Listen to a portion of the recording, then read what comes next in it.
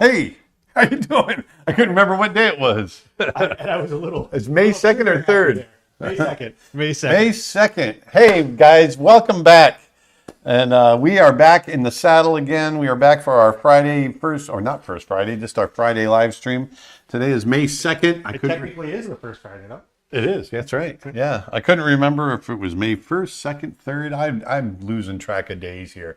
But Nick and I just got back. Obviously, we weren't on our live stream last week because we were on our way to San Francisco a week ago, where we just spent several days at the San Francisco International Film Festival, showing Snow Bear, doing workshops. Went to the Walt Disney Family Museum, where we showed the film there to an awesome audience. We had an amazing time, and so that was amazing. And we were in company with some amazing films as well, some beautifully animated films. That it was an honor to be a part of. Yeah, just to be in that company was super cool. Yeah, some really great ones. So we are back.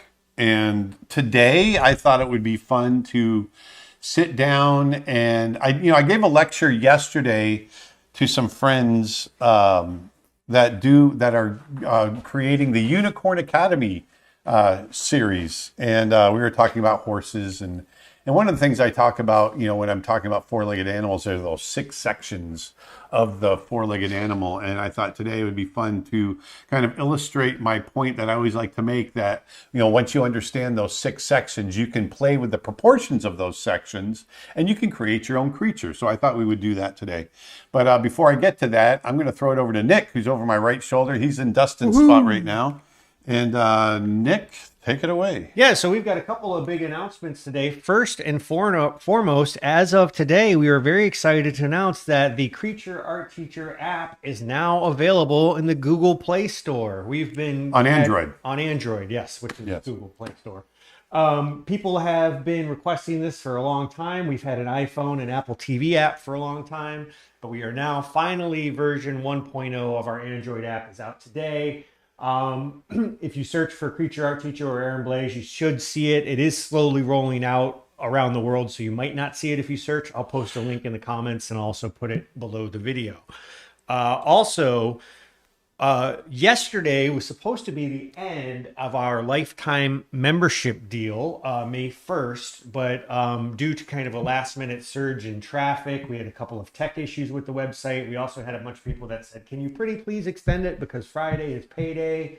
And we totally get that. So we're happy to announce that for one final weekend. Yeah, we're going to keep it going. Our lifetime membership is still available. It is ending Monday. This is it. This is your last chance. So if you can't get it, you've got till Monday.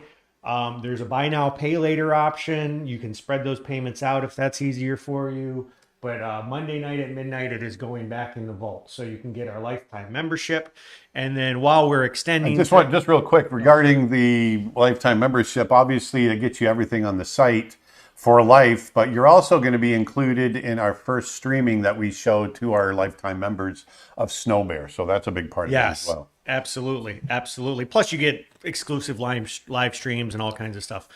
And deals. And while we're extending stuff, I figured, you know what, we'll go ahead and extend our 4 courses for $30. Basically, all of the animal drawing courses you see on your screen are just $10 each. And the more you buy, the more you save. So you can get 4 courses for just $30. And with that, without further ado, let's get into it, I think. Da. There we go.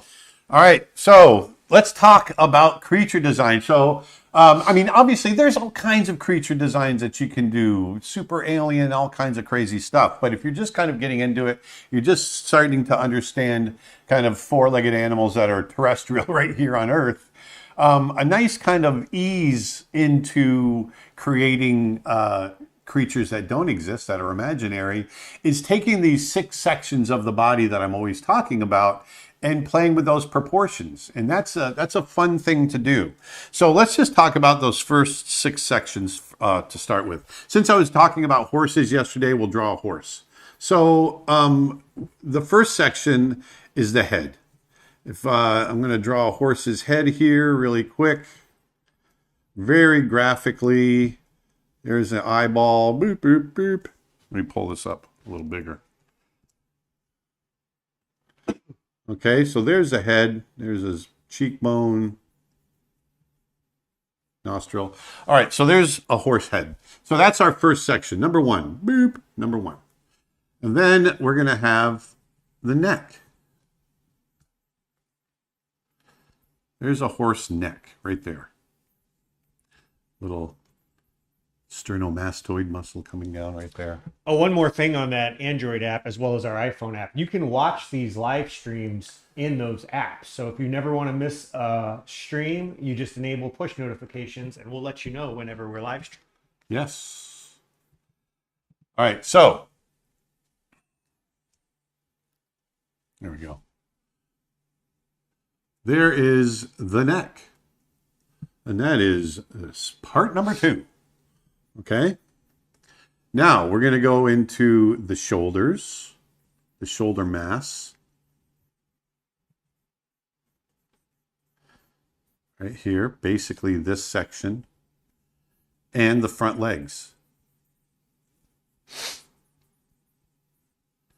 Basically come down to the elbow, right about in here.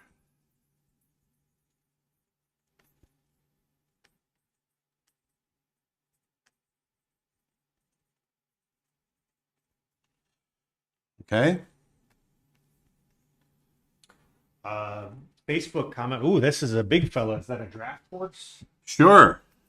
It's a big horsey. And He's somewhere in between a draft horse and a not draft horse. Rashawn on Facebook says, ooh, congratulations on the Android app. Thank you. It's been a long time coming. Steve Coleman, who works with us, worked really hard on that. And this is version 1.0. We've got a whole bunch of updates planned for it in the near future. So let's get into the body, which is going to come up to the top of the pelvis there. And a YouTube comment, I purchased the lifetime membership yesterday. I look forward to both the film showing and the courses you have to offer. Well, thank you very much. That helps us not only with Snow Bear, but with future projects as well. So we've got the body here, right there. It's number 4. Now we're going to have the pelvic area, which is right here. Sits under there. There's the hips down to the knee. Right there. And E on YouTube says, I just got back into learning digital painting and you were the first person I thought of. Now here you are. I hope you're doing well. Yep, here we are. We are doing great. Speaking of which, our digital painting and Photoshop course is just $5 right now.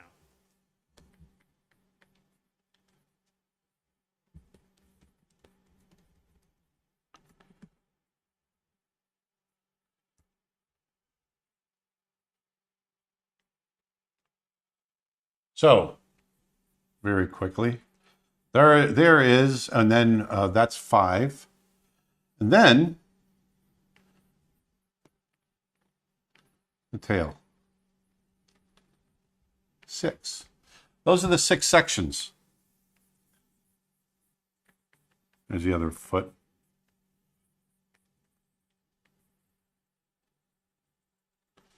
Just like that. Let's bring the other foot back here.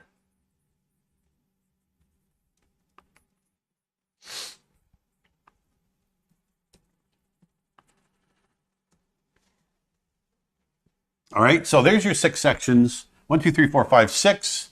And the other thing I'm always talking about is that you've got this alternating rhythm between a rigid section and a flexible section. So the head obviously is rigid because it's a hard skull. Then you've got the flexibility of the neck and the vertebrae in there. So that's flexible. Then we go into the upper part of the back where the shoulder blades are, between the shoulder blades and the spine. That tends to be rigid. You do get twisting movement there, but you don't get movement like you do with the neck. So I tend to keep that somewhat rigid. And then the middle vertebrae above the pelvis, that's flexible. Then obviously the pelvic area right here, that is a big solid bone right there. So that's going to be rigid. And then you've got flexibility in the tail. So whether it's a horse or a big cat or a dog or an elephant, these 6 sections are what I think about when I'm thinking about an animal.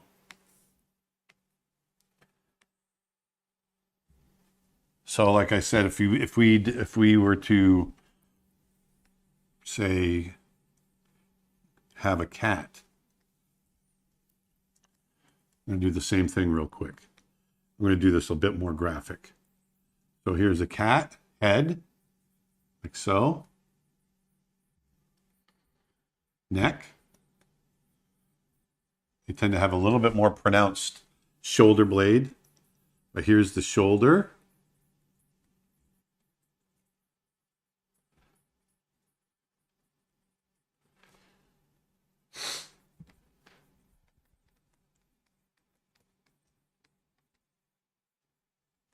Right, so that's the next section. So there's 1, 2, and 3, the shoulders and front legs. Right there. And then keep that flow going. Hey, flow, it has a cat in it. So here's this section right here, number 4, body.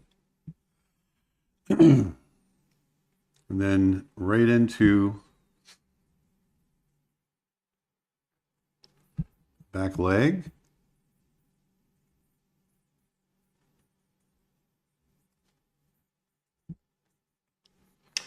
Are you using reference? And if not, how long has it taken you to be so accurate how long has it taken you to be so accurate without reference? A whole lifetime. No, I'm not using reference. I am just doing this from my head, but I've been doing this for many, many years. I'm 57 and I've been doing this most of my life. And then there's that tail. So look at that flow we get through the body, first of all. And that's the other thing. You want to think about these 6 sections, but you also want to think about those sections as a whole and get them to flow together.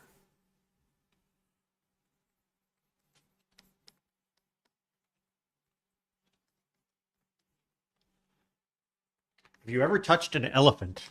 I have. I've ridden an elephant, and I rode elephants, and actually touched them many times because we were with them in Africa at one of the elephant orphanages in Africa. But I rode elephant for a week. I rode elephant back into the jungles of Nepal when we were tracking rhinos and tigers and all kinds of stuff. It was cool. So there's a cat.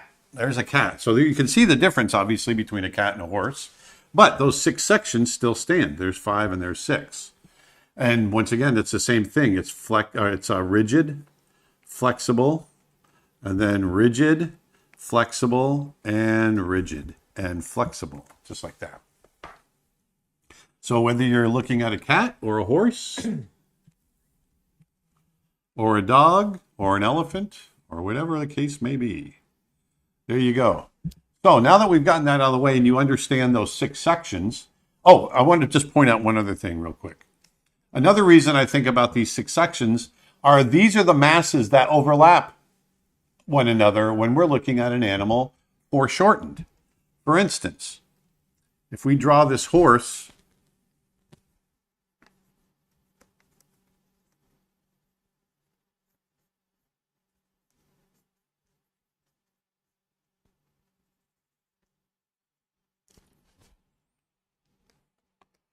in 3/4, like this, okay? Here's the head, like that, which overlaps the neck, which is going to come down like this.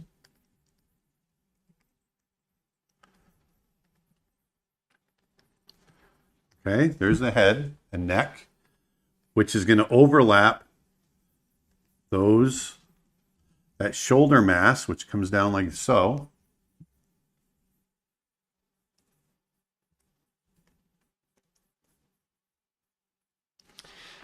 By the way, we were talking about our lifetime plan earlier. If that's out of the budget for some people, we totally understand. I want to let you know we also have an annual plan that's $100 off right now. I just posted a link in the comments.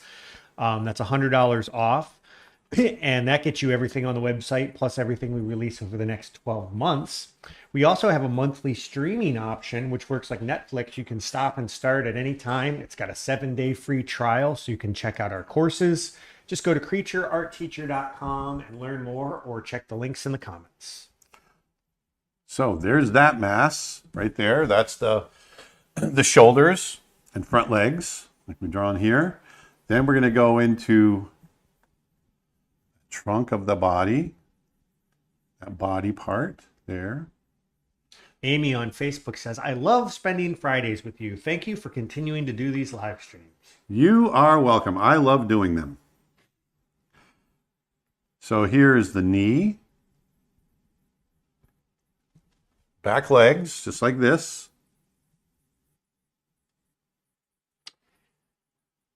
Inordinate Edits on YouTube asks, what was your transition from traditional art to digital like? Do you have any tips for new digital artists? The biggest thing for me was having the right tools. So I was able to start out on a tablet, a pen display. So I started with a Cintiq, a Wacom Cintiq. But if you have an iPad or something like that, I recommend it. Drawing on a regular what's that called? Like an Intuos? And like an Intuos. That's fine, but it's not intuitive because you're drawing in one place and looking at a screen in another. And that for me, especially as a kind of an older guy getting started in that, was an odd thing. So being able to actually see what I'm drawing just on a different type of surface than I was used to was an easy transition. Then I just had to understand and learn the software, which, given time, you can do. And they followed up and said, are there any best practices or courses that you would recommend?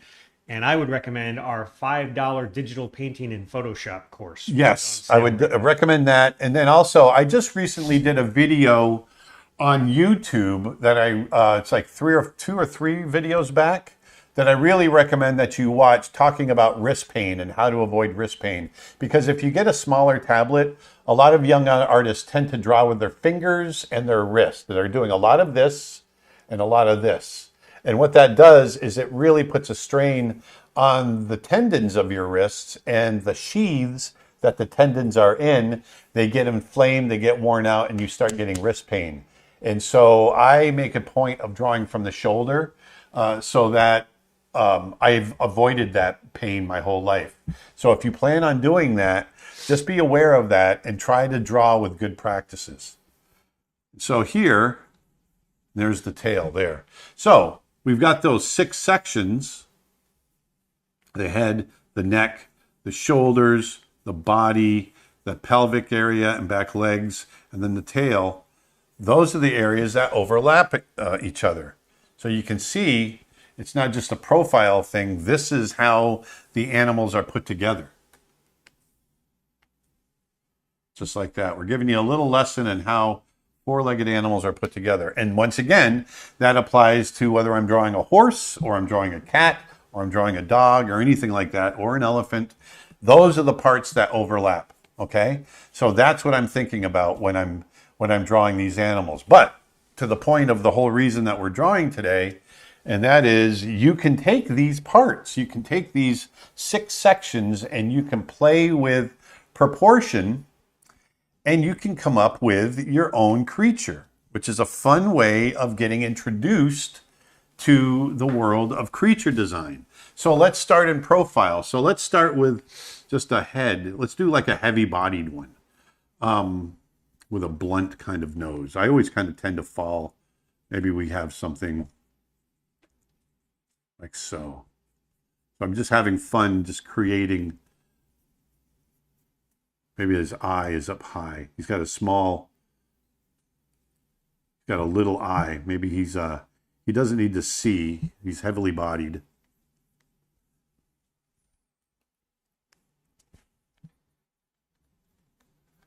So all I'm worried about right now is just the head. I'm not worried. I know I'm going to get to the other parts, but I can have some fun designing for this head. And I'm just doing this off the cuff. I wasn't prepared. I'm just doing this, just made up as we go.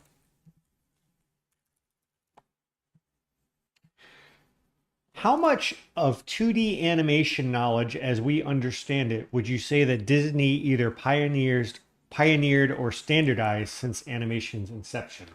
I think a good chunk of it, as far as at least the really strong character animation, it was the Nine Old Men that really pioneered that.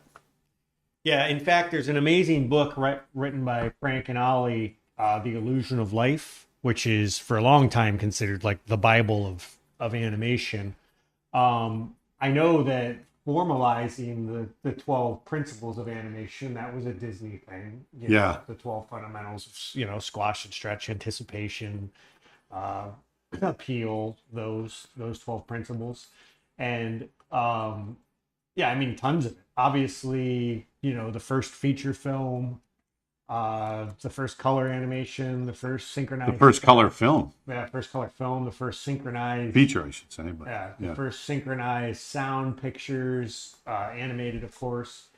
So lots of stuff was pioneered by Disney, partly because once they were met with success, then they were able to reinvest in what they were doing and, get some of the best artists in the world. The multi-plane camera. We were just at the Walt Disney Family Museum in San Francisco and got to see the multi-plane camera in person, all kinds of stuff. And it was really just the sheer number of awards at the beginning when you walk through all the Oscars, of course, the much heralded Pigeon Racing Award. That's right. So here's our head going into the neck. I just created this big thick neck, and let's give them big heavy shoulders. So here I'm going to have them taking a step forward. So here, coming down, there's a mass here, maybe a big strong delta or tricep muscle here into maybe a deltoid muscle. There's an elbow.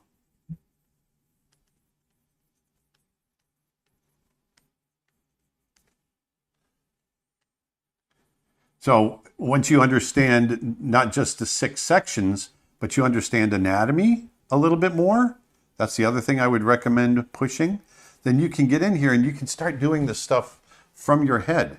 So I know that I want to have him have a wrist here. Maybe he's 3-toed.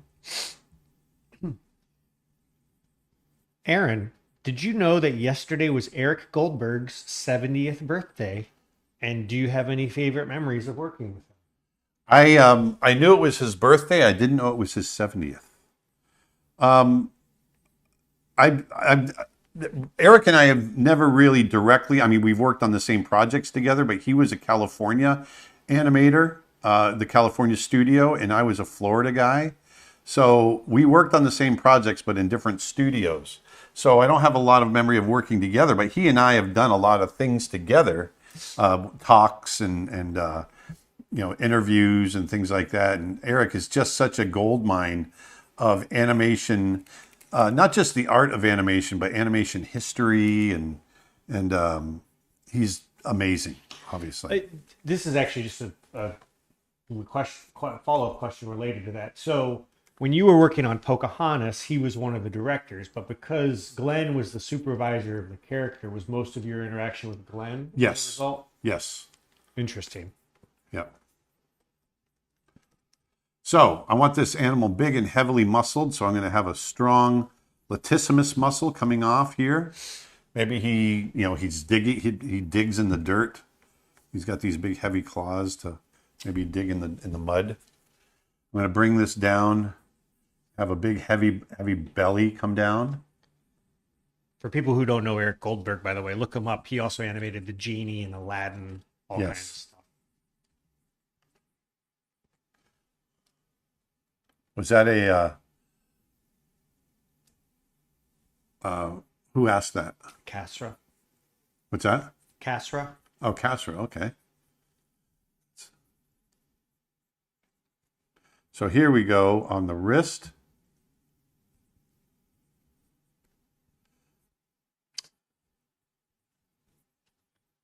Facebook question. I am so used to drawing on paper. It's a debate in our household since we have 5 family members that love drawing, some on paper, some on canvas, and some digital.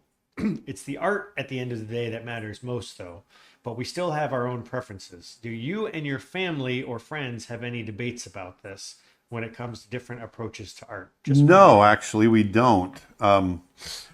We don't, because we're all such lovers of any medium. We do all kinds of stuff. My wife right now is creating button art. She's, taking buttons that she's picking up in thrift stores and basically doing mosaics with them, and they're really super cool. So we're all about all kinds of mediums and ways of expression and all of that, including music.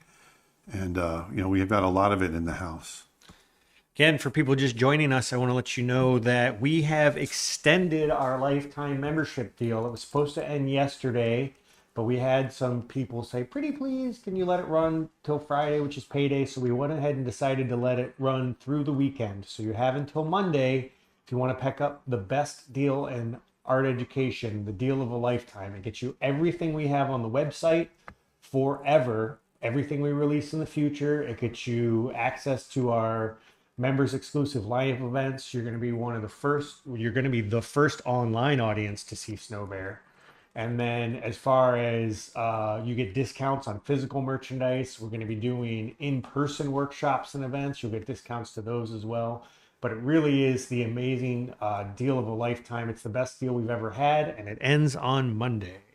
We've also released our much requested and long delayed, but out now, Android app. You can now pick up the Creature Art Teacher app for both iPhone and Android. It's been out for iPhone for a long time, but it's available today in the Google Play Store. I'll post a link in the comments. If you're watching this video later, you should be able to find it by searching either Aaron Blaze or Creature Art Teacher. It takes a little bit for that search to turn on, so you might not see it if you're looking right now live, but I'll post a link in the comments. So here, I decided to give him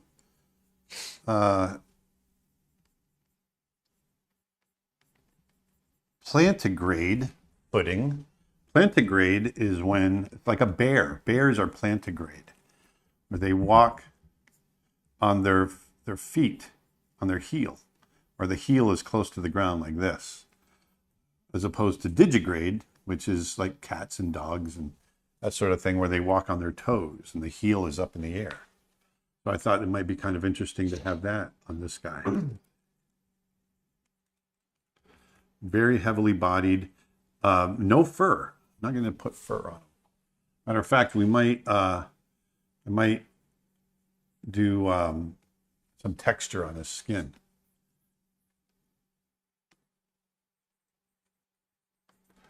The knee is going to be back here. Do you happen to know a good wrist glove to get? I use the iPad to animate with Procreate Dreams, and the glove I have doesn't protect my screen, so I'm frequently hitting the wrong buttons. I don't know. You just have one of those little 2-finger. I've just got the 2-finger. Yeah, it's in my bag somewhere. But yeah, I've just got the 2-finger thing, and yeah, I've also used socks, cut holes. I've cut holes in a sock and used that. It's, whatever works. Is he back? He's back. Oh, that was weird. Dustin's back. Hi. Dustin was a little under the weather, so he took a little break, but he's back now.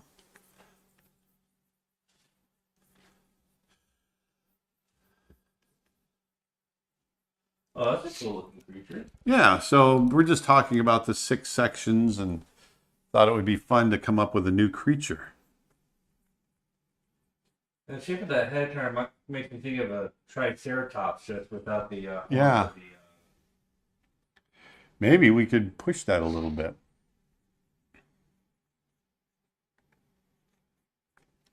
So there's a quick drawing of, taking those sections, and then, like I said, getting it all kind of to flow together.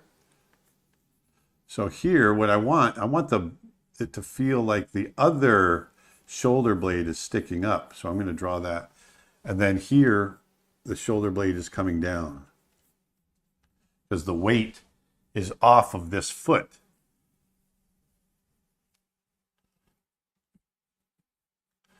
And it all flows together just like so.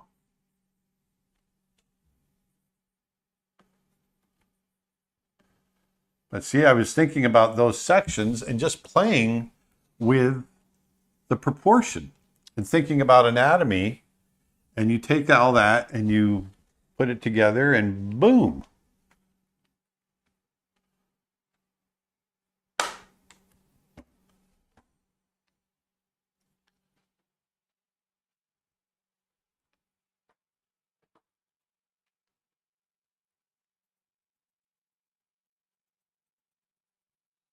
Let's just give him a little color. Or her. Either or. It's the Eeyore of the creature world. You said either or, but it sounded like Eeyore, and then I looked at him and went, oh, that could be an Eeyore.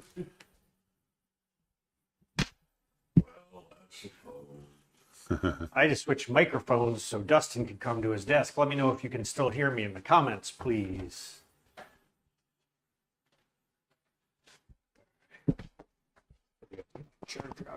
Oh. I love drawing creatures. I turn into a little kid. I can make up anything I want.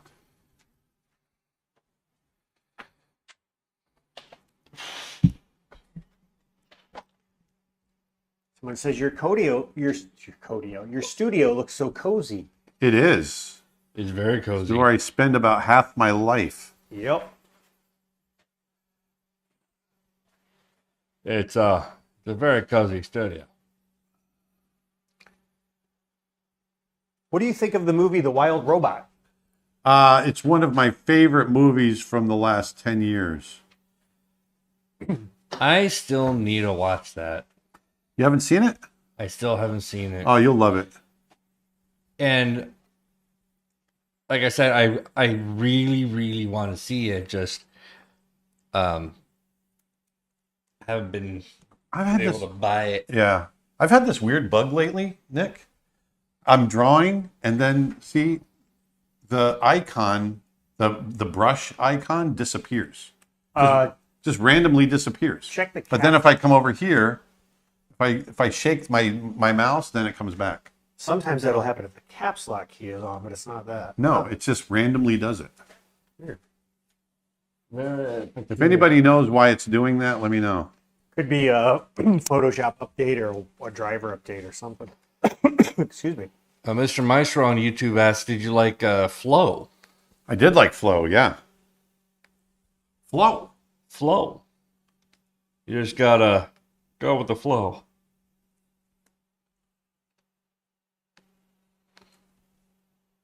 So let's give them a little bit lighter belly here. Jenny wants to know, what if this creature was preggers? Would that change its belly, and how so? Of course it would, yeah. I don't know, because I don't want to redraw it right now. But definitely it would change its belly. Unless it's egg laying. Unless it's egg laying. Yes, that's a good idea. That's a cool idea. I like that. I actually wonder what that creature would look like with a big spine sail. You know, like a Spinosaurus or maybe a Stegosaurus. Yeah.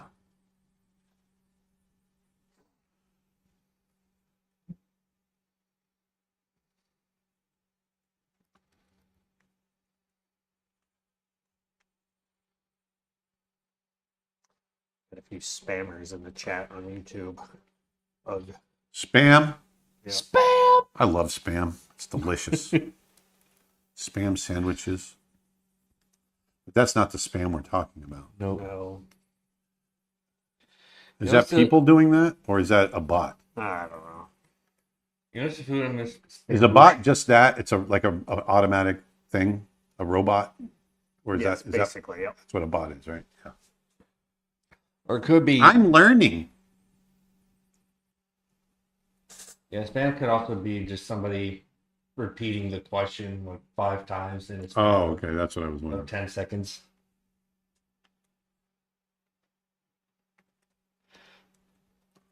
Spam like, what brush are you using? 2 seconds later, what brush are you using?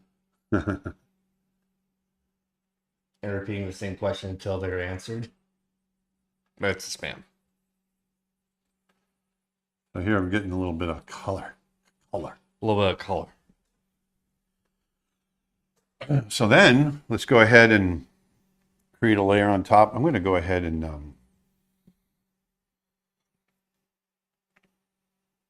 set that to multiply. Then I'm going to create this new layer, and we're going to set that and make it a clipping mask so it only works over the color that I just laid down. And I'm going to set that to multiply. Aaron, any chance you can zoom in a little on the screen? Yes. Sorry, guys. I have a habit of drawing. My screen is big, so I have a habit of drawing. It's comfortable for me, but it's not good for the whole screen. So, yes.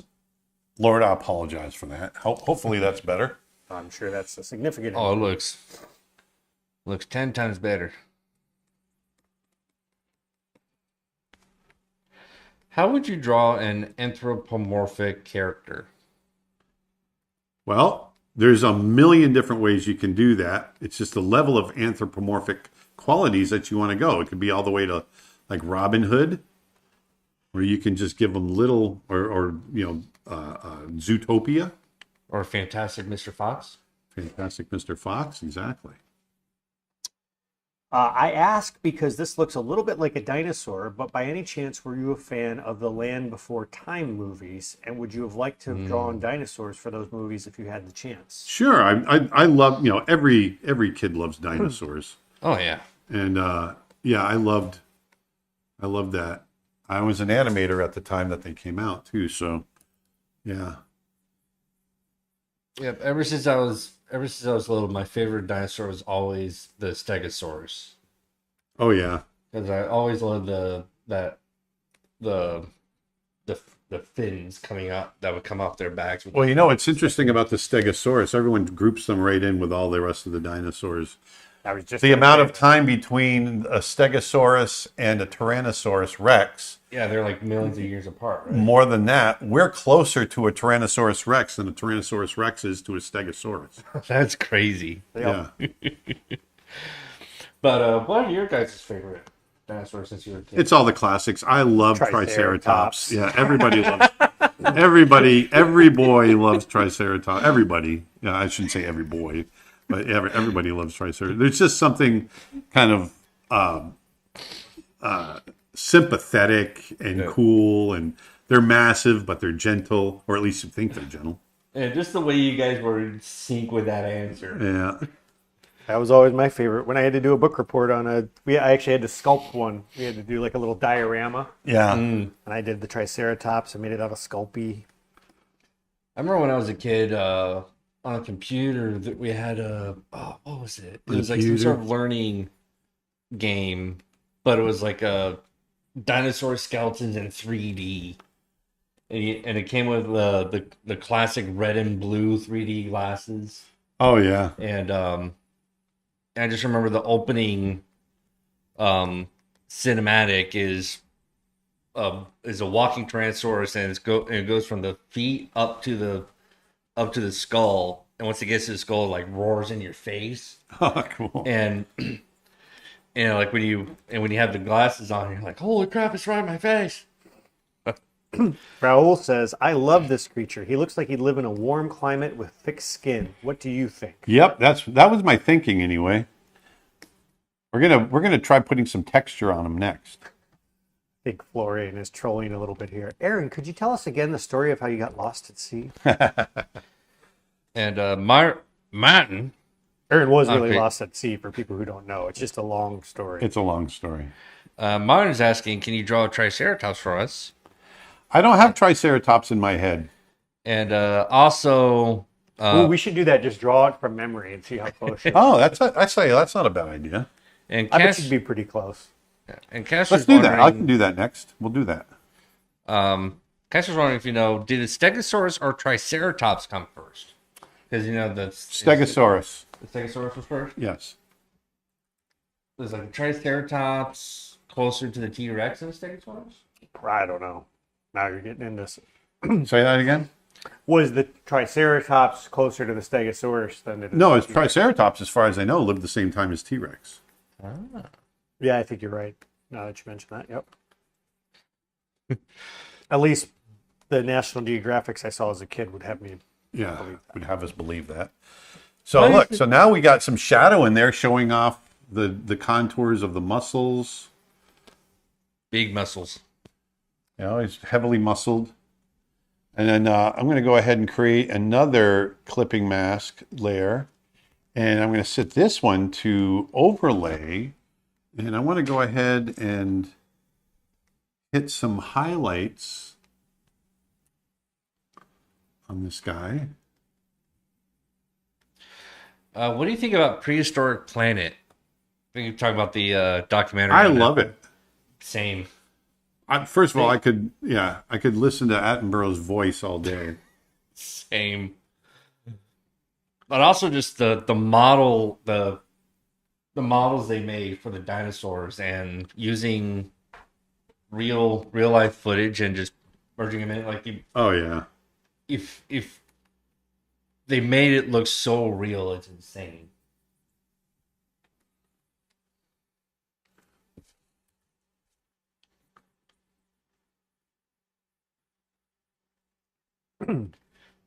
Again, for people just joining us, we are happy to announce that our Android app is now out. You go to Creature, or you can go to the Google Play Store and search Creature Art Teacher, or I will post a link in the comments.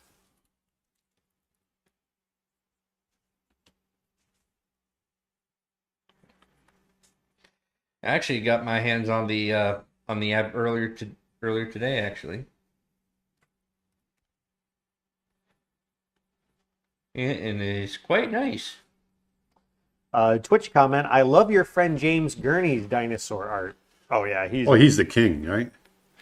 James does something cool. He he creates them in clay and lights them and then uses that as reference. Really? Yeah. I don't think I knew that. Yeah, it's pretty Or cool. if I did, I forgot it.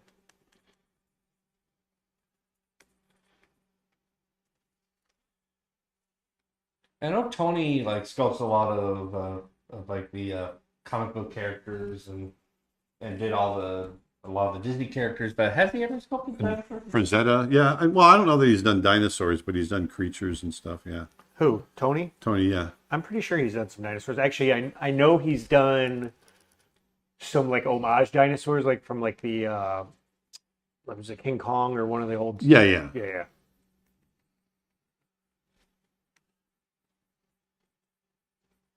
So now I'm just kind of creating a little bit of texture here.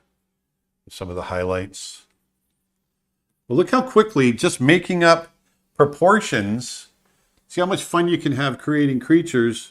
It's not super pushed. It's not super alien. This is something that could have evolved on Earth because we're using terrestrial or earthly type sections of the animal and just playing with that. So it doesn't feel super alien, but it feels like, yeah, this could be something. Yeah.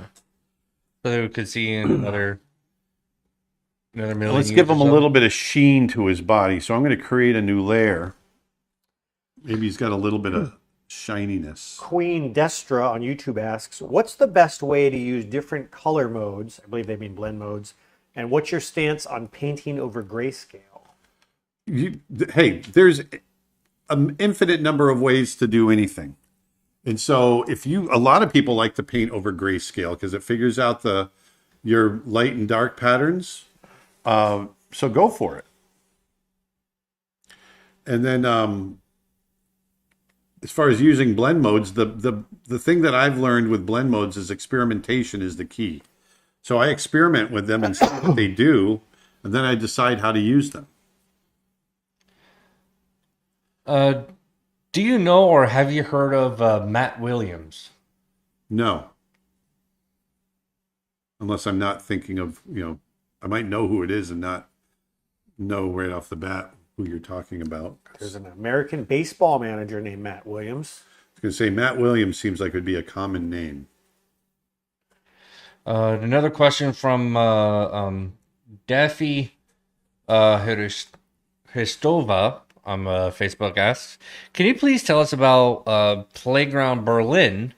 And are you scheduled only for the 24th? Or will people be able to see on the 25th and still meet you or attend your activities? No, we're there for the both days.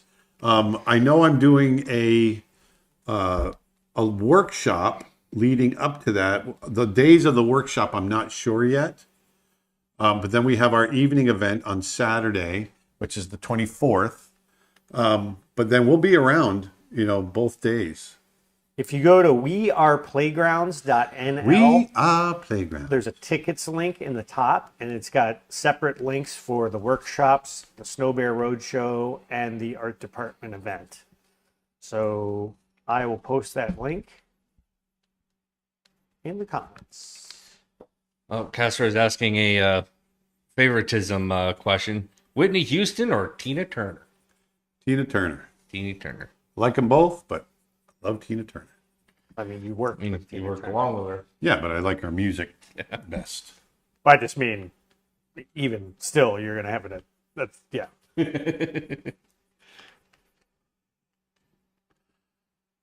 Yeah, I actually had the opportunity to work with Tina Turner for Brother Bear, so it was awesome. In fact, you had to I had lunch record with her. like in her home, right? No. I flew to Zurich, which is the town she lived in, and we recorded in Zurich, but no, I didn't record in her home. We met up at a studio actually up in the mountains. Oh, that's right.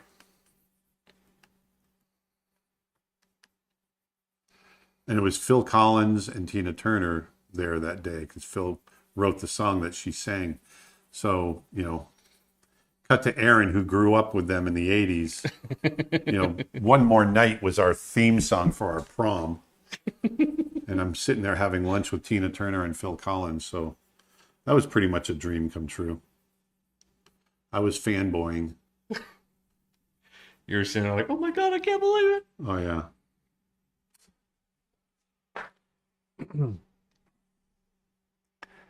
Gabby Young says, hey, Dustin. Hi, Gabby. You got We to just see saw Gabby while we Gabby. were out there? In San Francisco. San Francisco. Don't forget to put flowers in your hair. So let's think of imagine the ground being kind of warm clay color, like Georgia clay. So I'm going to do like a little reflected light coming off the ground.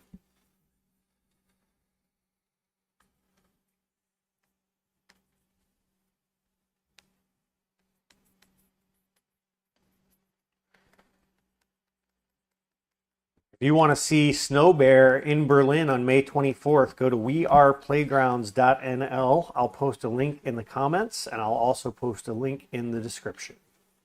We are It's going to be an evening with Aaron Blaze. We're going to have a full discussion on the making of the film. We're going to share the entire production process, the inspiration. We're going to do some live animation. It's going to be a blast. Aaron Blaze, never heard of her.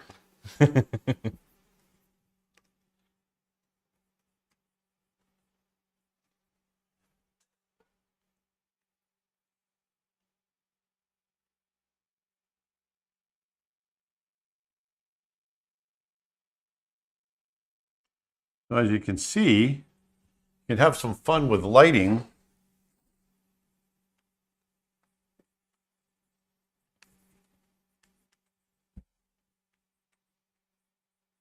Imagining the light reflecting off the ground, this warm light bouncing off the warm sand clay of the ground, bouncing up and illuminating the underside of this animal. When did you know for sure and for certain that you wanted to be an animator? When I was sitting in Glenn Keane's office and he was talking to me about the possibilities of animation, I started out wanting to be an illustrator, not an animator. But I got an internship to Disney, and Glenn Keane was my mentor. And he took me in his office and started talking to me about all the different things that you can do with animation. And that's when I got super inspired.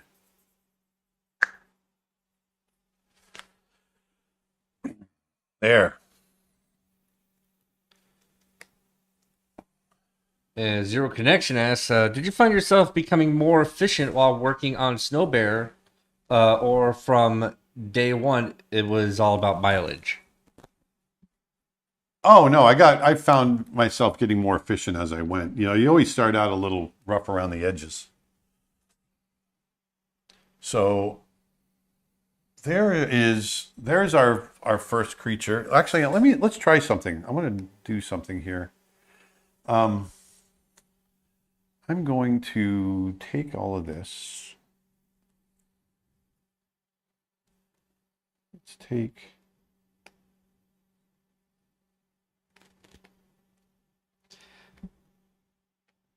Yeah, actually, So above layer 3, I'm going to take these. I'm going to put them in a folder. I'm going to copy them. I'm going to put that under layer above layer 3. And I'm going to merge those group.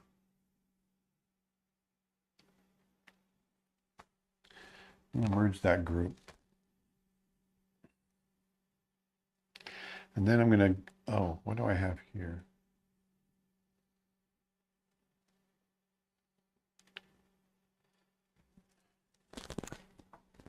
Is the opacity of your brush strokes based on the brush setting or pressure? Both, right? It's both. Yeah, it's both. I usually keep everything 100% opacity and keep it set to pressure. But other times, I'll mess with that sometimes. But yeah, it's both usually. Let me create a new layer, and we're going to do a clipping mask on that.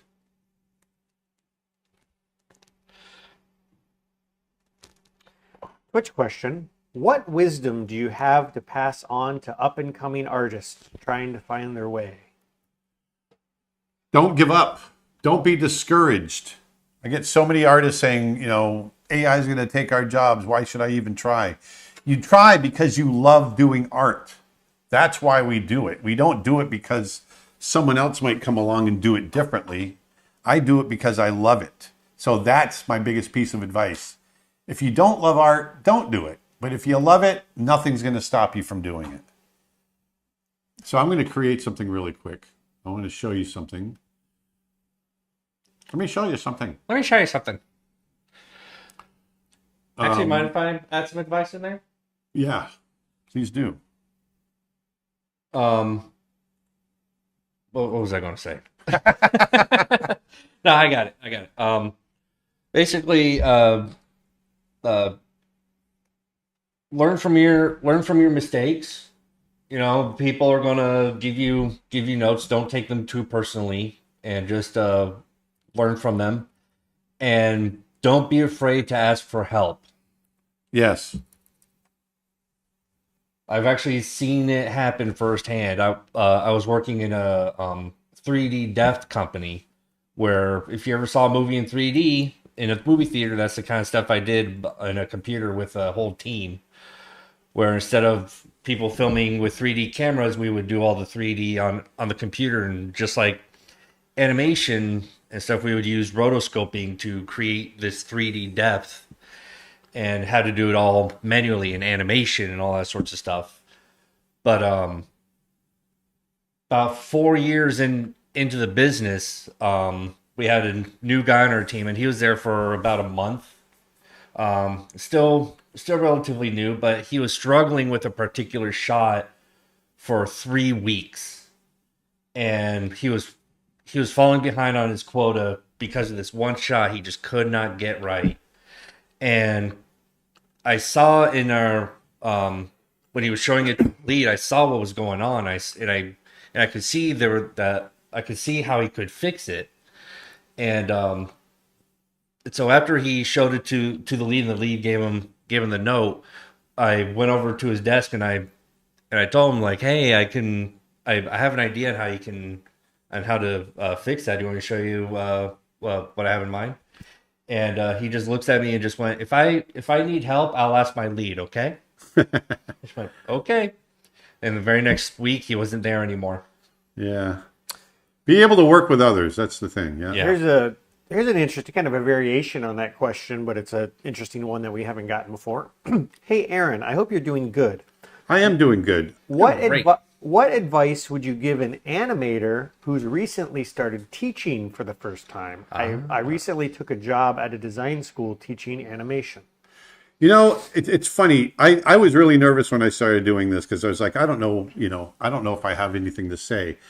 Once you start talking, you have more to say than you realize. And always know that you know what you're talking about.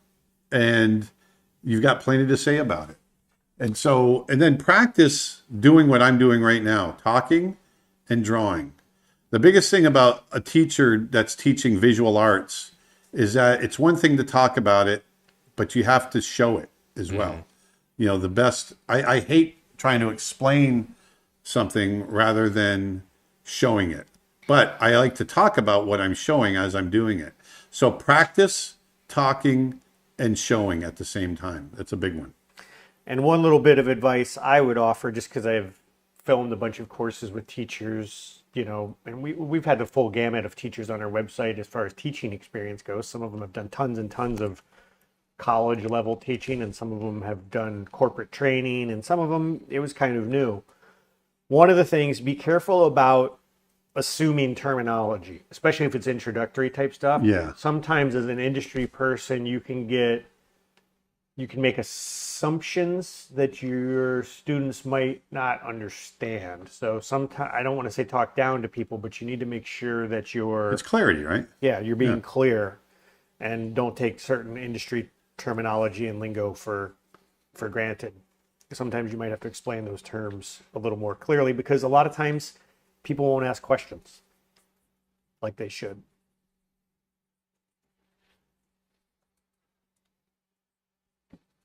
I feel there's cultural issues too, as far as trying to get students to engage with questions and things like that. Sometimes culturally, they don't want to interrupt you, or they don't want to ask questions in that way. So be aware of that sort of thing too. So we've really noticed that because we teach all over the world. And so depending on where we go, we need to prep a little differently sometimes now.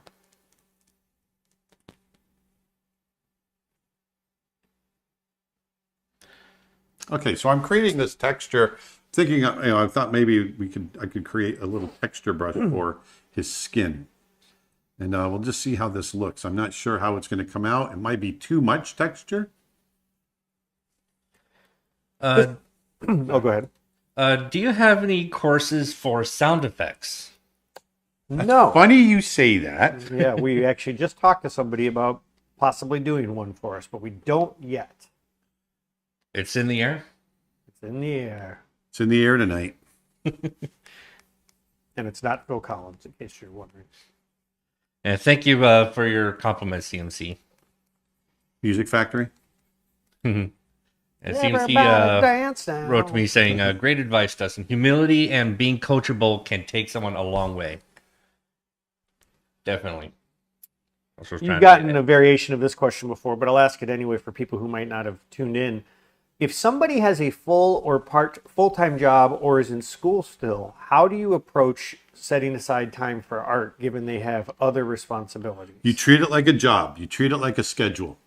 So imagine that you've got more than one job, and art is one of your jobs. So you got to schedule it, you got to make time for it, and then you follow that schedule. That's the only way I was able to do it. Twitch question. Big fan of your bear cam sketching sessions. Is there any are there any reference resources you recommend? For example, wildlife photographers, videos, blogs, etc. Oh, I don't know. That's an interesting one. Well, just real quick, by the way, I just went to edit, define brush preset, and I have now created a brush. That's my eraser. Got to go back and change my eraser. I've now created a brush that is in the shape of what I just created right here. I can post one. Explore.org is actually where Aaron has drawn from those bear cams before. And they've got tons of wildlife cameras on explore.org if you're looking for video reference. So let me show you really quick. Let me show you something. So now this is what I just created. Now we don't want that texture. That's not what it's not doing what we want it to do. But I can get it to do what I want it to do. So let's do this. I'm going to go into this little folder that's got a brush on it. And I'm going to go into the shape dynamics. And the first thing I'm going to do is just push the spacing just a little bit. Just going to push. So now when I draw, I've got this kind of shape. Look at that. And already that's pretty cool. Pretty sweet. Look at that. It's creating texture. Let me blow that up a little bit so you can see. I'm creating skin texture. Let me open that up a little bit more. That's it's pretty good. Now let me go into the shape dynamics here, and I can do size jitter. I can do angle jitter. A little bit there. I can, let's see what we get with that. That already makes it feel pretty darn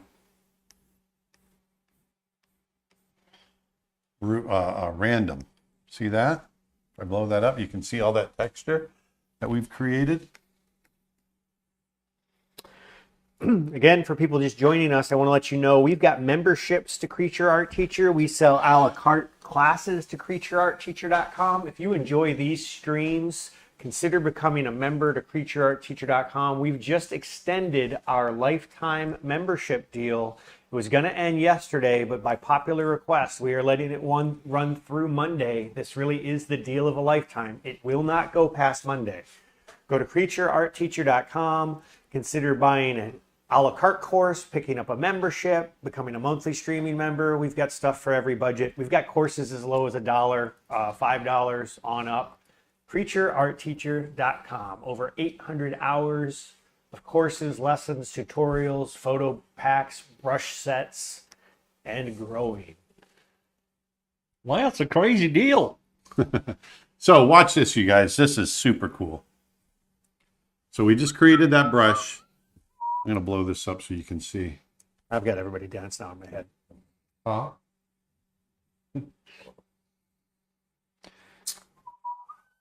What brush do you use for your teeth? For my hardy heart. Look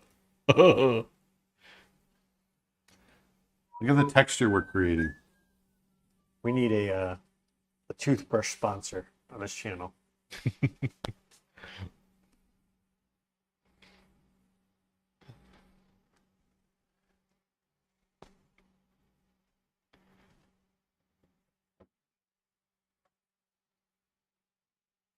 So then I can go in and just kind of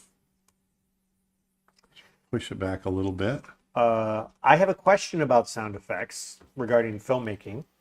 Yes. Are they usually recorded from scratch, or are pre-made sound libraries commonly used in film production? It's both. It's both. Sound designers a lot of times will do it from scratch, but it is definitely both. It just depends on the sound. So for instance, in Snow Bear, we have some glacier sounds that were recorded from real glaciers. We worked with Skywalker Sound on that. There's some pre-recorded libraries that they have access to for the Foley work, like when our bear walks in the snow, that was recorded from scratch. So John Roche and Charles Kohlmeyer, who did our Foley work, they actually went and got partnered up with somebody that had a slushy machine, and they did up a bunch of ice and they recorded the Yeah, it's pretty crunches and all kinds of stuff. So it's a mixture of both. It's whatever's going to make the best product in the end, budget permitting.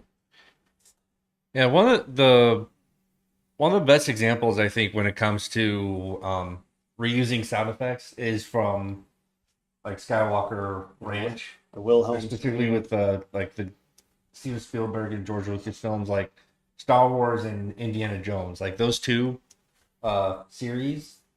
When you watch them together, like you watch Star Wars first, but then you watch Indiana Jones afterwards. Like if you hear closely to some certain sounds, you can hear some sounds that were used in both franchises. Yeah. But then there are at the same time there are also sound effects that are unique to that film. But then there are some things where it's like, oh yeah, Sound design is such a fun art too. Yeah. You know, when you look, the TIE fighters were elephants. Well, like, and the light with the laser blasters were Ben Burtt, who's a multiple Oscar winner, hitting taut cables. Yeah. And then there's the Easter egg sounds like the Wilhelm scream. Oh yeah, that's used in all kinds of movies. Oh yeah, that's in almost every. It goes all the way back to the early 1920s. I think it's an early film sound, and they just keep using it. I think it was like 1930s, maybe. So what I've done is I've created another layer real quick here, and I've set it to overlay. 1951 was the original. And I'm using that same brush, but now I'm hitting light effects rather than dark effects. 51. And look at the texture we're creating with this guy. Isn't that cool? All just by creating a certain brush. Aaron, have you ever been to Argentina, maybe for some drawing or teaching courses or anything related to art? Yes, I've been to Buenos Aires. Didn't you also back in 1998? I was there. Didn't you also go there? No, that's the only time I've ever been there. Oh, Argentina. I was thinking you went to another spot. You and I went to Santiago, but you also went somewhere else. Well, we've been to Sao Paulo, Brazil. No, but you went somewhere else in Chile, but I was thinking it was Argentina. But it was Valparaiso. Yeah. So, there you go. Look at that. That's pretty cool. If I turn I can't really turn that off. But look, so now we've got this really fun texture over the top of that painting by creating this brush. That's pretty sweet. Actually, maybe we can offer this brush, this texture brush. So look at it. Look at the texture that it's created. It's actually funny you say that because Erica says you should make this brush available for members. I really like it. It is quite nice. Maybe we'll make it available to anybody that signs up to our newsletter. Let's do that. Let's make this brush available to anyone that signs up to our newsletter. So once again, here's the brush. There's the brush. See how it creates a nice texture. Look at that. It's kind of cool, huh? Looks very bubbly. Go to creatureartteacher.com/news and you can sign up for our newsletter. You also get a free course, free How to Draw Elephants pack, a bunch of other free brushes. I put the link in the comments, creatureartteacher.com/news. And if you're already a newsletter subscriber, don't worry, we'll send it to you. You don't have to sign up again. I think I saved this setting already. In case I didn't, I'm just going to go ahead and save again. Twitch comment. I just want to say, Aaron, I want to say that these animation courses have saved my creative spirit. It's inspiring and helpful in my current projects by improving my animation skills and love to keep on learning. Thank you for these courses. You are a blessing. Oh, thank you for saying so. Awesome.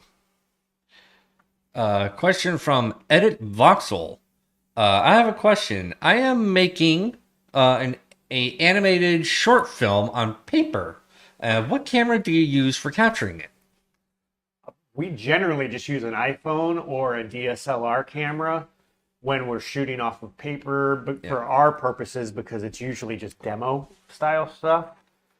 When you get we capture into a piece of software called Dragon Frame, which is actually really a stop motion software, but it works fine for down shooter animation style stuff. Mm-hmm. Really, you want to get, when you're shooting paper, the idea is just to get it lit as evenly as possible, so you don't have to deal with shadows and wrinkles and exposures. But an iPhone does a pretty amazing job, or a modern cell phone, whether it's an Android like a Google Pixel or a Samsung. Yep. Typically it should be fine as long as the lighting's nice and even. Yeah, as long as the lighting is nice and even, and as long as you're filling in as much of the page as possible, and also not. And zooming in just right to where the the edges don't look rounded out or warped. Because some lenses, depending on how far out or how closed in you zoom, it can affect the edge lines. So what I've done here now is I've kind of blended, I've collapsed I've preserved everything, but I've collapsed all the layers, and I've put my brush blend mode to color dodge. So I'm just burning in these really bright highlights, and I'm going to draw right over some of these textures to create a little bit of a highlight here. Have you ever created any animations for video games?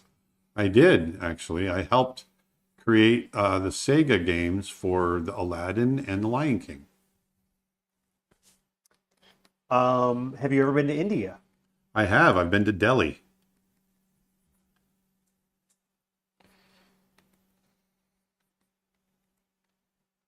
Have you ever done 3D animation? I have not. You've directed some 3D movies, none of which got finished, but you... Yeah, I've got experience working with 3D with other people, but I've never done 3D animation. Raul says, I hope you return to Sao Paulo someday. I'd go there just to see you and Snow Bear. Well, we'll definitely be in Sao Paulo at some point. I'd like to make it to Rio as well. Yeah. Because we've done Sao Paulo a few times. It'd be nice to do a little multi-city, and then be cool then to also go over to the rainforest or the Amazon. Yeah. You know? So you can see as I draw, you lay in that texture. And Lilo With the Roche brush. says, more brushes, please. Sorry. More brushes, please, from Lilo Roche? Yes. Yes. Speaking of Lilo Roche, they're taking U.S. orders again, I believe, right? Yes, they are. Go on over to liloroche.com, right? Yes. Go on over to liloroche.com. Dustin, grab my bag real quick, because let's do a promo for Lilo Roche. Because you guys have got, if you don't have a Lilo Roche RD bag, Or then you're an Aaron missing Blaze out. signature edition watercolor book set. Exactly. But these are what I've gotten from, and they've got different types, different sizes. This is, I've got several of these, and I take them all over the world with me. This is my art bag. So, and this, you can pick these up. They're extremely reasonable at liloroche.com. So here's the front. It's got a nice big flap, magnetic. There's the magnets on the front. You can see the magnets right there. It opens up. There's a zipper pocket in the back right here. That opens up. So you've got that pocket. But we've also got this. This opens up. And inside, I keep my sketchbooks right here. And it fits my 9x12 Strathmore toned gray sketchbook. But check this out. So I open this up. And that Velcro does not wear out either. I've had it forever. And we're going to open this up. Look at that. So I keep all of my drawing utensils right there. It is so handy. I keep I've got several bags that I keep different art supplies in. So this is my drawing bag, but I've also got a watercolor bag, and I keep my watercolors inside this pocket back here or in here. And then it's got a great strap. There's all kinds of different fabrics that you can choose from. There's pockets on the side to keep stuff in, more brushes. These are an awesome bag. Like I said, I've had mine forever. Yeah, they're really amazing. Look, I've got this one. Should pull up the other ones. I got that one. I've got this one. Yeah, I love these bags, and so I keep them for different trips and different mediums. Different grab and go sets. Yes. So go to liloroche.com. Like I said, they're awesome people, first of all. It's like a bug out bag, but for artists. Yeah. And then where's the paper? The paper? The books, I couldn't find a set that wasn't open yet. Oh, no, that's okay. Just give me one that's open. No, that's what I mean. That's that's all right. I'll open it anyway. Okay. So let me have the top. So this is the other one. So we teamed up with them, or they teamed up with us, I should say. We didn't do much. They created these, but they've created the Aaron Blaze edition watercolor set. So, I mean, not watercolor paints, but the watercolor pads, a cold press watercolor. So it comes in a box like this. It's really cool. Opens up. And then inside, You can buy these individually or as a set. yeah, this is a set of 3. Inside, they're beautifully wrapped, like so. And I'm going to open this. Oh, look, it's already done there. And so here, it's got one of my watercolor paintings on the cover, right there. And inside, I think it's 300-pound. Put some beauty back into the world is my little quote right there, right there. So hopefully you're doing that with this. And I believe it's 50 pages of 300-pound cold press watercolor paper. It is awesome. I really love these, not just because it's my edition, but I use them. They're great. This one, I've got several of them, which is why this one's not opened yet. Lilo Raj says we are working on a backpack convertible arty bag design this year. Whoa. Oh, okay. I will be getting that. I was going to say I'm going to be broadening my collection of arties. You'll get the first prototype. Zero Connection says that's even better than an Indiana Jones bag. Yep. Yeah. So there you go. There it is. We got it all wrapped back up. And like you said, you can buy them individually or you can buy the full set. Everything's over at lilorosh.com. Check them out. Support them. They're awesome. They are independent. They're a small business. I love supporting that. And they create an amazing product. Great bunch of folks. Great bunch of folks. And for those of you that do have them, tell everybody else in the chat. Let them know how good they are. Erica, I know you've got some. A bunch of people in the chat are saying, a backpack convertible. Sign me up. Yeah. So I'm not going to keep going on this, but there you go. So you're saying convertible, does that mean like it's a backpack that can convert into an like arty. a over-the-shoulder bag? Into an arty, I think. It's like a... I don't know. Knock that I'm back just a speculating, little bit. actually. I have no idea. Victor says, Aaron, I believe you've worked with Sergio Pablos. Is that true? That hack? Yeah. I love Sergio. The maker of Klaus. You know what? Today's May 2nd. We should have drawn a mermaid. Oh, yeah. It's mermaid. Well, we'll be back again. It'll still be May when we come back. Will it? Will it though? It may be May. Yes. So there we go. Hi, team. Do you know of any other great animators who offer this kind of wonderful content? It seems Aaron is one of the few heroes who let us see or live stream his work, which is very inspiring. Thank you for your art and illusions. No, we don't. And if we did, we wouldn't tell you about it. This is why we do it.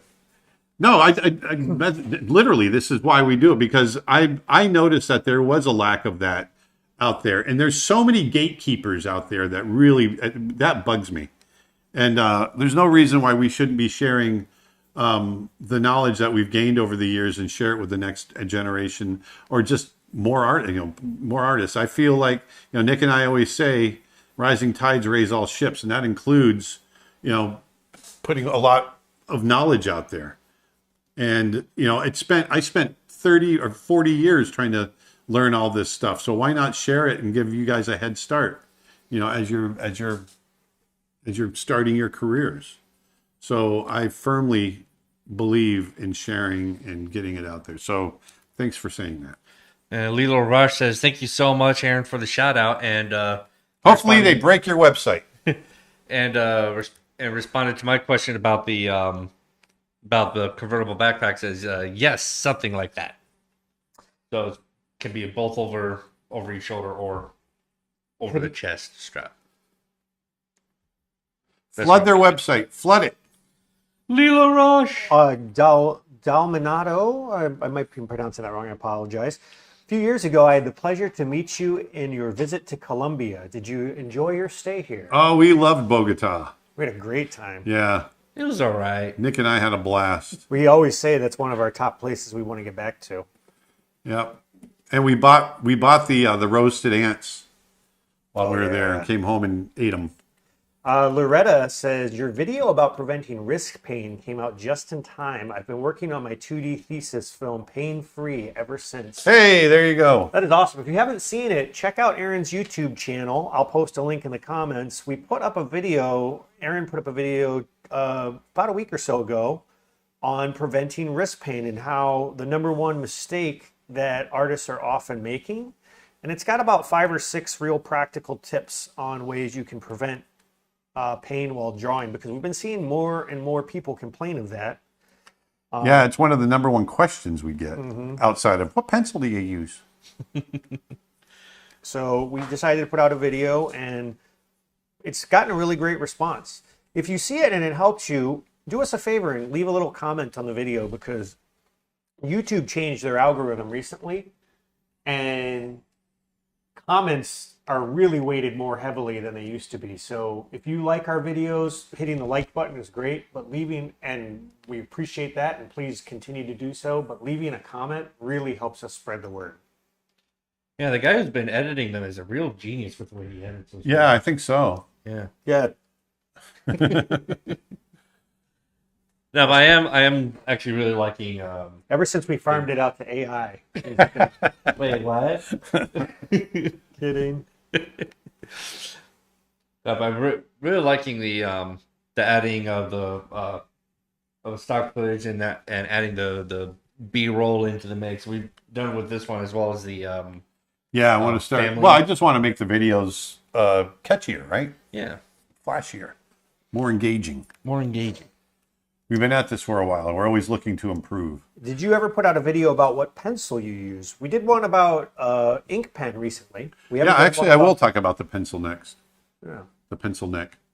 So there's that one. Let me turn off the cat. You're going to try to draw a Triceratops from memory?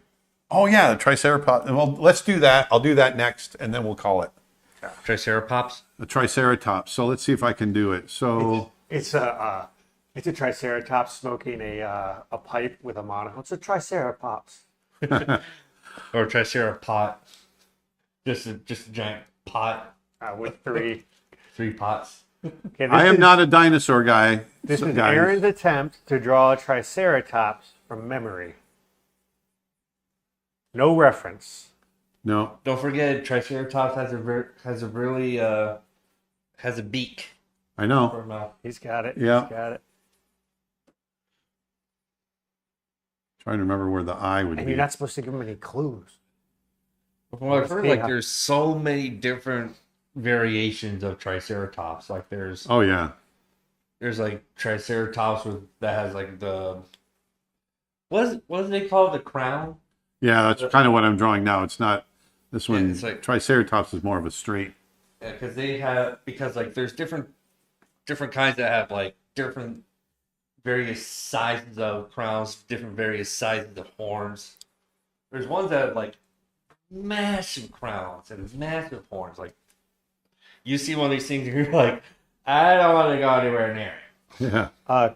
Khalid has a question that I can address a little bit. Regarding animation in video games, is it better to use raster images or vector images for the sequential frames? I'd really appreciate some advice, as I recently started working on this.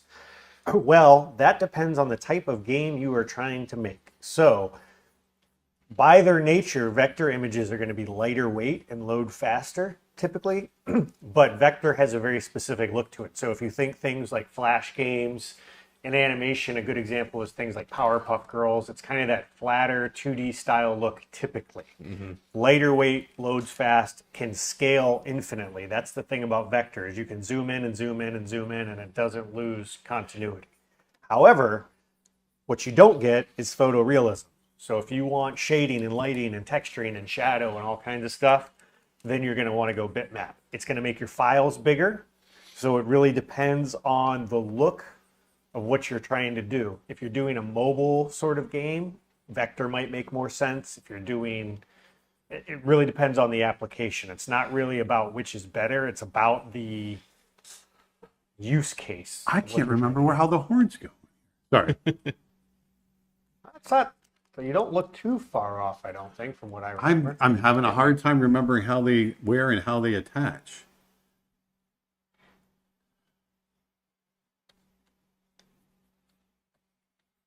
There is one off on the nose, right? Isn't there? Yeah, there's one on Yeah, those. that's the try. Oh yeah, exactly. That's what try stands for, dummy. Well, because there is actually there's one there's another one that looks like a Triceratops but only has two, and there's one that I think even just has one, like a rhino. Yeah, those ones that, if I recall, are like the one of the smallest compared to the bigger Triceratops families. So I'm going to use my knowledge of animal anatomy to kind of fill in the gaps in my brain. So let's do it this way. No reference. I think you've got the horns bending the right way too, which is nice. I think they're going to come up more. I'm going to have it kind of coming more out. Well, they curve, if I recall. And then out like that. Is that? I think you were. Don Corey has a fun closer idea. the other way. I think you were closer the other way. Don Corey has a fun idea for the horns. Make the horns lightsabers for May the 4th. Yeah, because and I can't remember how the shield in the back of the head resolves on the side. It's got to feed into this. It's got to go into the cheekbone, maybe, right? When animating, yeah, this is a question though, real quick. Sorry, unrelated to that. When animating birds, do you add teeth to them, like in the movie Storks? Only on certain sounds. So sometimes, I guess, right? Yeah. What would be an example of sound? Like if you're trying to get an E Like sound? a hard S or like a hard T. I guess there's only one sound for T, and they're all hard. There's no soft T. You think David Attenborough is going to live up to 100? I'm a soft T.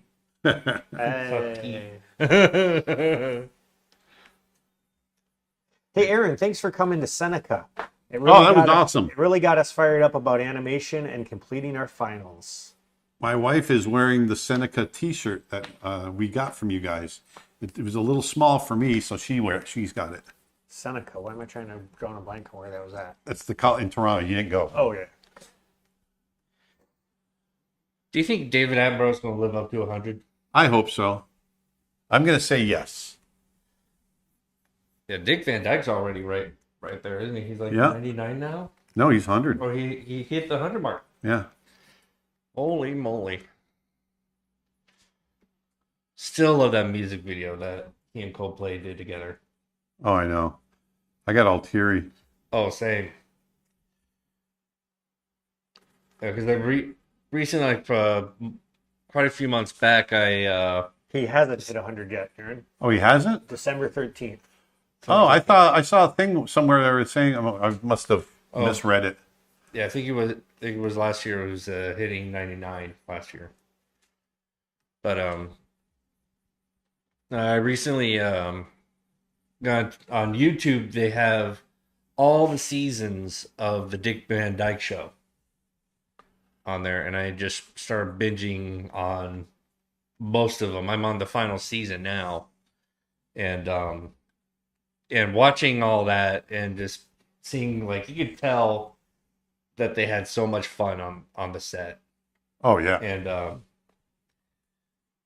And then seeing the music video of Coldplay with Dick Van Dyke, and man, there's just something that hits so much harder when you actually see his work and well, you just know he's such a good human. Yeah, such a great guy. Aaron, this is just a question for internal housekeeping. Did you save that brush you made, or do you still have it? Yes, I have it saved. Okay, cool. Just want to make sure so we don't lose it. Did you save your work? Lilo Roche says Triceratops looking cool already. Thank you. I don't know how his back feet work. Are they plantigrade or digigrade? I remember learning something interesting about their feet. They have a weird stance. They're almost kind of bow-legged, if I recall. That doesn't look right. I'm going to roll with it anyway. Or maybe it was the other way around. When they first put their skeletons together, they put them together wrong and thought they were bow-legged. If anybody ever gets a chance to go to the Orlando Science Center, it's a great museum in the Orlando area. Totally worth a trip. They've got some really cool dinosaurs amongst a bunch of other cool installations. Someone on YouTube wrote, many people forget that YouTube is a movie, cartoon, and film distributor. In addition to being a platform to host video content in general. Yep. Yeah. Snow Bear will be on there eventually. I have a whole bunch of like ever since they started selling the videos for download or for streaming on YouTube, I've just been collecting movies on there. Like I still have boxes of Blu-ray and DVDs I've had through the years. Oh yeah.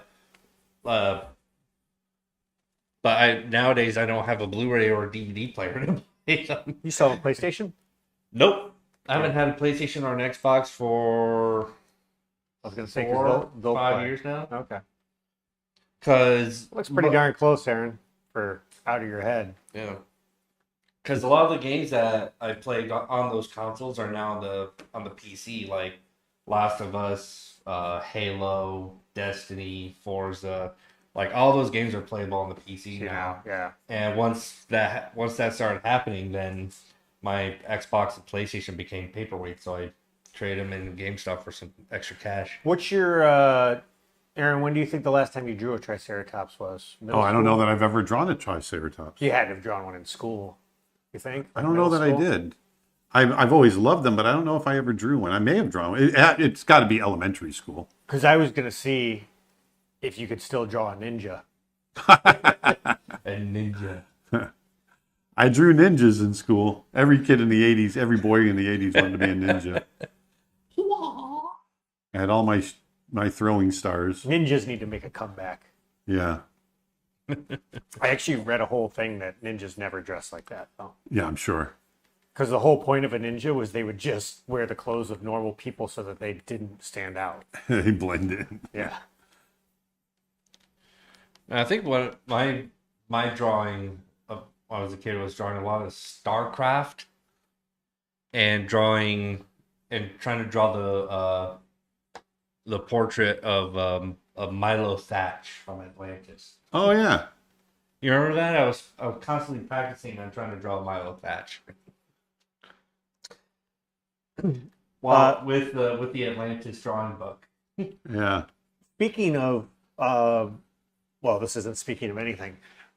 Earlier, we were talking about our lifetime membership deal. We've also extended our animal drawing sale while Aaron's drawing. I think it says limited time, Dustin, is what it says. Yeah. Yeah, we've gone ahead and extended this deal. We've got 4 courses on our website that are just $10 each. This also ends Monday. You can get how to draw animate 4-legged walks, trots, and runs, how to draw horses, how to draw wolves, coyotes, and foxes, and how to draw big cats. All of those courses are only $10 each, but for every additional one you buy, you save $5. So if you buy 2, it's $15. If you buy 3, and so on and so on. So you can get all 4, I think, for $30. Go to creatureartteacher.com. Start learning today. The more you buy, the more you save. The more you buy, the more you save. Looks pretty freaking good, Aaron. I'm sure there's probably something wrong with it, but... Yeah, I'm trying to apply some of the anatomy that I know, but I know I'm not applying it correctly, but we'll see what happens. Someone made the comment, it already looks better than it would have looked if you were drawing them in the Middle Ages. Although, have you seen that meme with the dragons where they're like, they show what middle-aged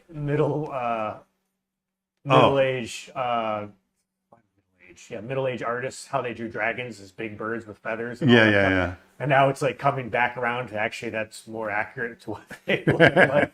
Yeah. I don't know what those back legs look like. I can't figure it out. Oh well.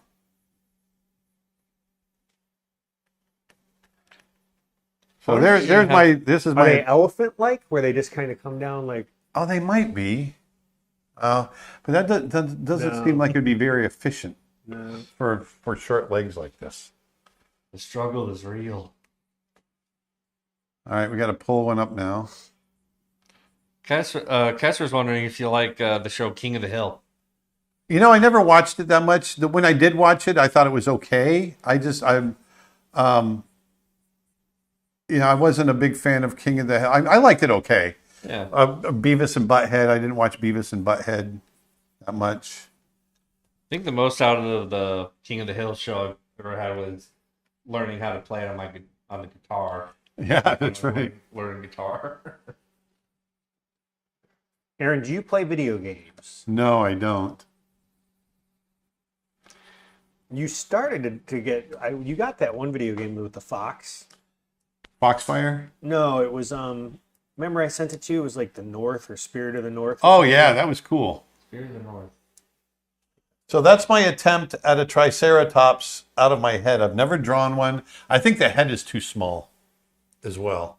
No, I think it might be those back feet might be a little larger, but I mean when you say the last time you drew a Triceratops was? What's that? He's not sure if he's ever drawn one. Well, I mean, for a first time. Yeah. Hey, Let's see here. it's quite impressive. You know, this could be a whole new series of videos. Aaron draws blank for the first time. Yeah, exactly. With like no preparation whatsoever. No references, no nothing. Just straight out of what he thinks it could look like. It does go into the cheekbones. I was right there. I see. The eyes. Well, they point down more. I was wrong on the horns. I thought they Kind of come through the. Oh, here we go. Here's a good one. The eyes are high. It does come into the cheekbones. I was right there. Oh, the feet. I was almost right on the feet. They are more elephant-like. You're right. But they have an ankle. They have an ankle like I drew. It's just that the feet themselves don't have the toes. Toe-y. Oh, this one has them more like I drew. There's probably some debate since, It's not too far off, I guess. You know, this is perfect. We give them a subject on something that is obviously that is real, like say Triceratops here. And with no reference whatsoever, tries to draw out of memory. And then once you're done, then we look up the subject and see exactly how close you got, and then we rate how close you got. Like 8 out of 10, 5 out of 10. Yeah. Someone said, don't look up toy dinosaurs. You got to look up real life dinosaurs.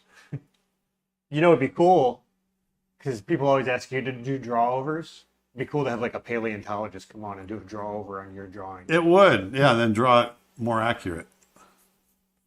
So yeah, there's my... Oh, look at this. Look what we got. There you go. You're going to use your brush? Yeah, I got my brush. He's got the brush, people. Come down here.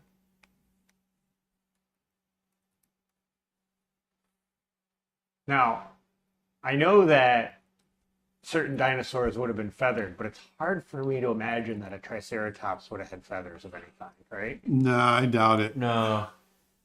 I think the Triceratops would be more on the reptilian side. Or, more like a Rhino. A rhino, yeah.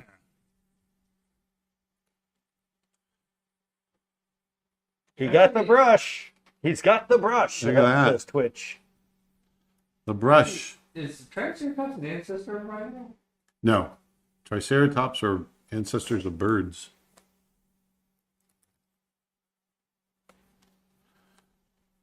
What are the rhino's ancestors? They're mammals.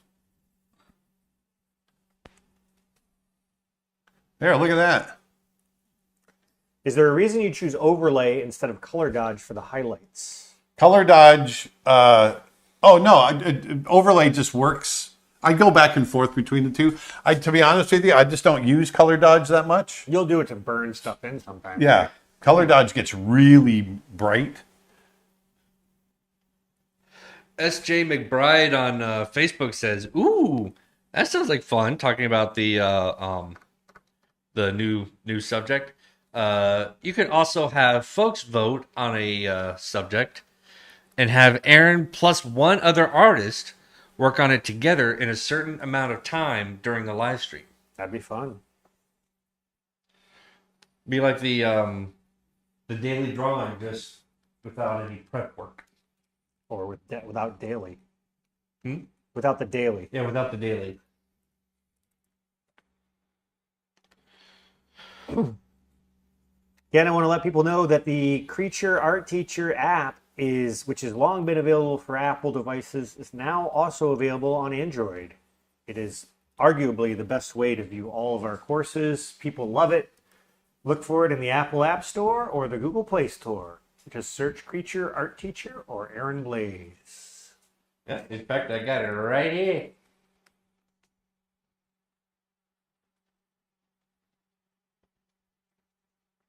I got your app right here I got your app right here. on my phone.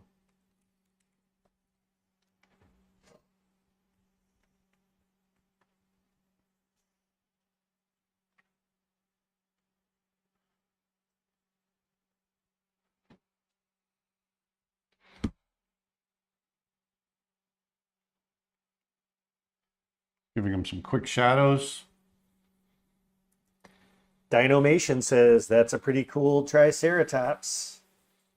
Well, for doing it from memory and not having drawn one, I'm pretty happy with it.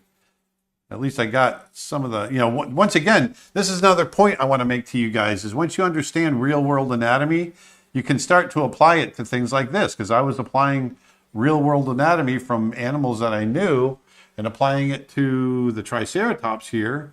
And it got me, 80% there, maybe 75% there.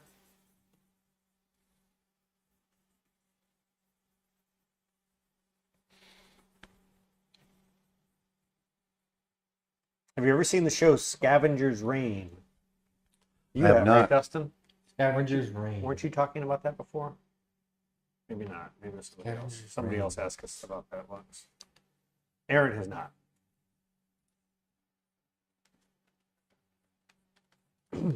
It's an animated show on HBO Max, kind of like set in the future. Oh, no, I have seen it. Yeah. Yeah, where they're crash landed on a planet. Yes, I believe that's it. Yeah, I've watched it. It's cool.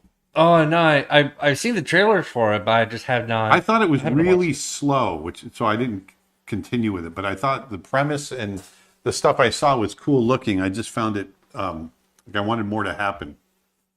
What I'm most looking forward to is on Netflix is the next volume of Love, Death, and Robots, which I think is actually coming later this month.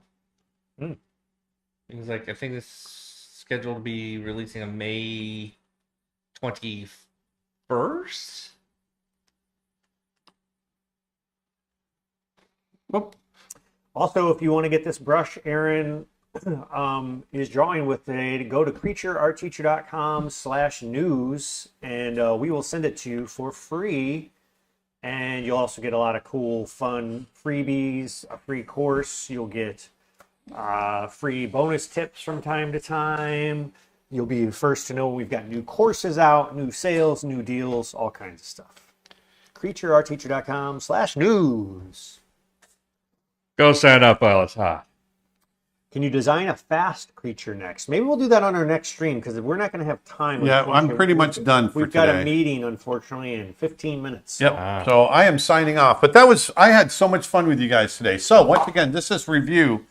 Think about the 6 sections of the animal. You've got the head, you've got the neck, the shoulders and front legs, you've got the trunk of the body where the belly is, then you got the pelvis and back legs, and then the tail.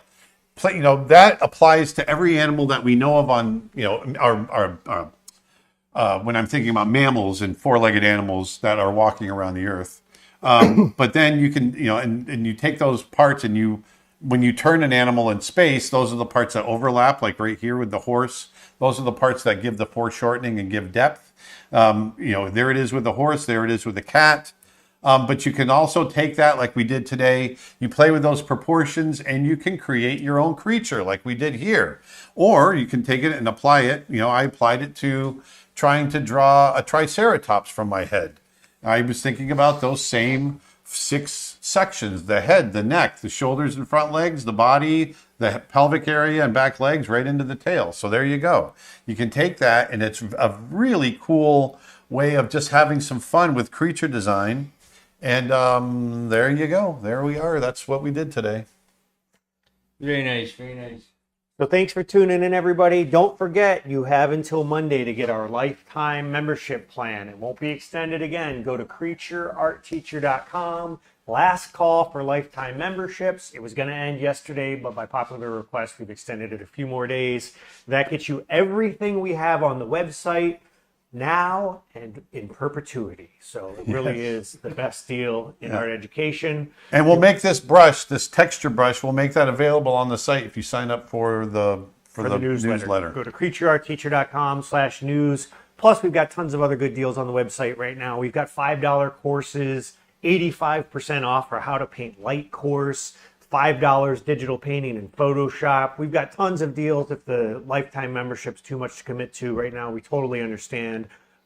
We really try to make our courses affordable. And if you want to support our YouTube channel, our Twitch channel, our Twitter, wherever you're watching us on, the best way to do that is to pick up something at creatureartteacher.com. That allows us to continue making free videos and free streams and free content like this. So thank you for watching, commenting, and sharing. We will see you next week at our exclusive members stream and then our public stream after that. Yep. Take it easy, you guys. Have a great week, and we'll see you then. Bye-bye. Bye-bye.